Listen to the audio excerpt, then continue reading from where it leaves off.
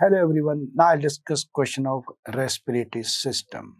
So we got a 62-year-old man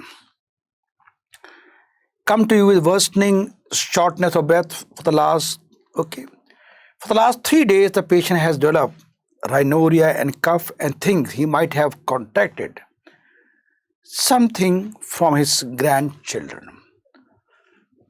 He has 40-year history of smoking with baseline shortness of breath with exertion. He also has bilateral ankle swelling, mild overweight, mild respiratory distress. Lung auscultation reveal bilateral wheeze and prolonged expiratory phase. Well, if you look into investigation, WBC count is increased, hemoglobin count is increased. This is nearly normal. If you go for ABG, this is reduced and this is increased. Well, this indicate patient has type 2 respiratory failure. But absence of marked acidosis in this patient is best explained by which the following. Point to note that the pH is 7.34, which is normal. But still there is no acidosis, because in acidosis the pH should be very, very low. But it's fairly in the normal range. What's the reason for that? Well, the answer is renal tubular compensation is the answer. This patient has COPD, long history of smoking, and now type 2 failure is there. Extensive smoking history, 40-year history of baseline shortness of breath with exertion goes toward COPD, and that is confirmed by ABG also. And moreover, shortness of the wheezing and a prolonged expiratory phase, shortness of breath for the past 3 days, bilateral wheeze and prolonged expiratory phase, which is a feature of obstructive airway disease. There is a possibility of cor pulmonale also, additional. Why? Bilateral ankle edema is there, swelling is there. Well, I have a question for you. Stop the video, write down the answer. What is cor pulmonale? Quickly, stop the video. Well, the answer is, and believe me, this is done wrong by 99% people commit mistake on this question. Okay, the right answer is, it's a right heart enlargement.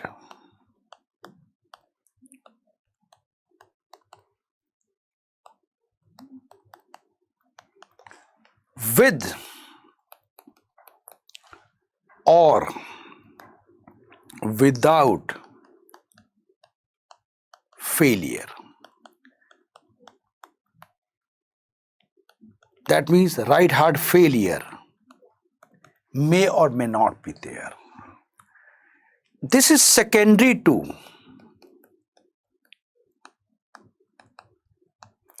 lung parenchyma,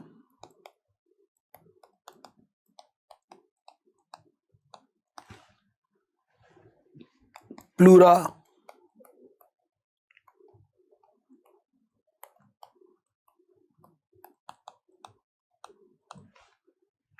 or chest wall disease. Okay, so it is the right heart enlargement, but people go for failure. It may or may not be, but although it is usually there, but it's not the exact definition, but usually there. But if you go by absolute definition, this is what I've told you. Now the patient has presented to us with worsening dyspnea, significant hypercapnia. 65 is the CO2. We are all well aware normal CO2 is 40 to 45. This in the artery is the vein, and if you go for arterial blood gas analysis, so 40 millimeter mercury, and now it has gone to 65. Severe hypercapnia is there. Now, if you talk about chronic hypoventilation, the cause are COPD, the most common cause, obesity, hypoventilation syndrome, Okay, is other cause. Neuromuscular causes various disease, but they are very uncommon causes. And they usually have a gradual increase in PaCO2. It's not usually sudden increase. So this result in chronic respiratory acidosis, especially will go for COPD, which is the most common cause of chronic cause of hypoventilation. So now acidosis is going on, and due to increased CO2, and body want to maintain the pH to normal, the body will go for compensation. So to compensate, kidney increase bicarbonate retention.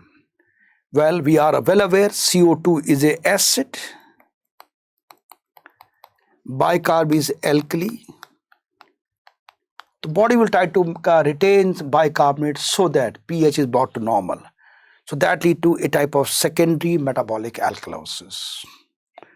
So now when acute exacerbation of COPD, the CO2 can increase further, as we have seen in this patient also. So now comes the very, very important point. Normally the expected pH resulting from purely acute increase in CO2 from 40 millimeter mercury. Remember, I told you, normal CO2 is 40 millimeter mercury in artery. We always take arterial blood gas analysis. 45 is in the vein. We never take venous sample. So 45 to 65, it has increased. Okay. Well, and pH decreases 0.08 for every 10 millimeter mercury of acute exacerbation. How much exacerbation here? It is 65 minus 40. There is 25. This 25 millimeter mercury is there. So if you go by this simple calculation, that means 0.08, 0.08 and somewhere around 0.4, it comes out to be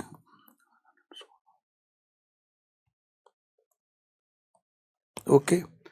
The pH should be 7.34 less than 0.20, somewhere around 7.14. pH should be there. Roughly what I done is 7.20 should be there, right? So simple calculation, somewhere around in the range of 7.12, 7.20. So this patient has near normal pH of 7.34. This is a large component of chronic hypercapnia for which kidney have enough time for compensation, because in the case of chronic, body already has done a lot of compensation by retaining bicarbonate. So in contrast to respiratory compensation occurring within minutes, metabolic component compensation, it takes nearly 48 hours. Okay. It's only evident in chronic setting. Point to be noted. I like to highlight more on, suppose there is a case of metabolic acidosis. In metabolic, like in diabetes ketoacidosis. Now in this case, lungs compensate. What the lung do? They have a hyperventilation. And what is this known as Kussmaul breathing? Kussmaul breathing, lungs will try to wash out CO2. And that will try to remove acid and will try to bring back the pH to normal. This is happening in the setting of metabolic by the lungs by Kussmaul breathing. It's immediate, quick, but this quickness is not there. When the lungs have problem, the kidney take about 48 hours to compensate. But well, in our case, it's a chronic case, chronic compensation has been done, and that's why pH is still normal. Compensation mechanisms normally do not normalize or overcorrect. That means it's never completely corrected. Okay? And it's never overcompensated usually. This point should be clear to you. So now let's look into other option. Electrolyte, erythrocyte chloride shift.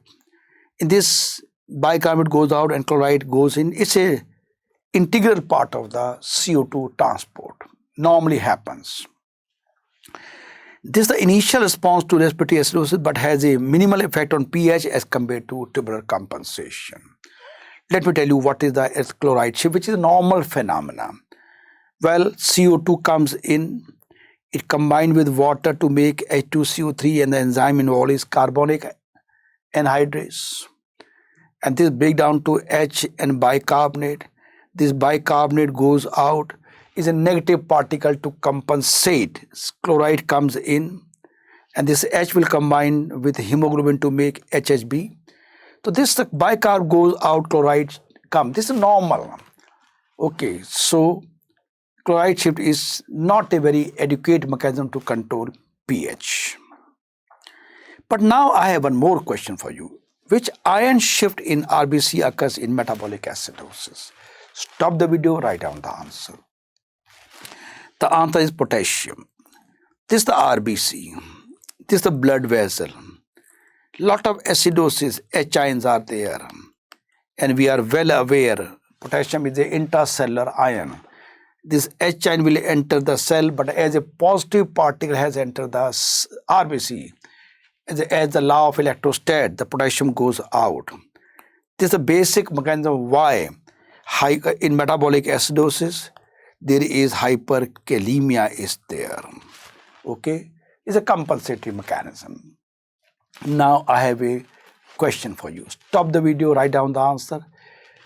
I just told you that normally these two are together. But tell me, but there's some exception where patient can have metabolic acidosis with hypokalemia. Very, very important question. Stop the video, write down the answer. Tell me the metabolic acidosis with hypokalemia. Well, the answer is diarrhea. Severe diarrhea. Number 2, renal tubular acidosis, type 1 and type 2. The 3 conditions where we can have metabolic acidosis with hypokalemia: diarrhea and renal tubular acidosis. Well, increased dead space ventilation is the wrong answer. Is the main cause of hypercapnia and COPD and act to worsen the respiratory acidosis. Increased minute volume. The minute volume is tidal volume plus respiratory rate, and we know very well tidal volume is the amount of air which goes in and comes out in a normal breathing.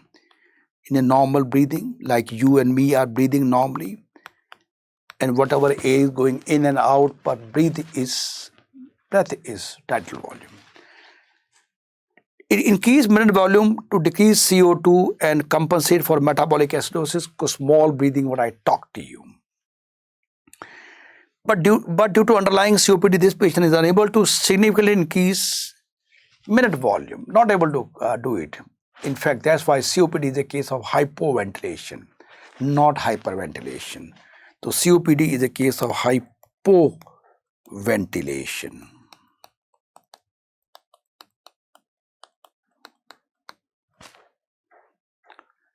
What about pulmonary vasoconstriction? It results from alveolar hypoxia, and it can normalize shunting and ventilation perfusion mismatching within the lung, but does not compensate for respiratory acidosis. And one more thing, especially in a case of COPD, this is one thing which contribute to pulmonary arterial hypertension, PAH. This is a very important contributory factor, especially in case of chronic bronchitis.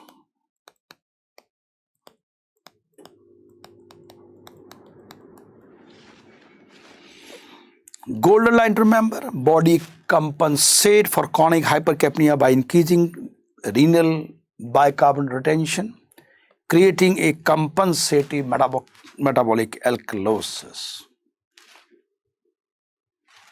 Thank you very much.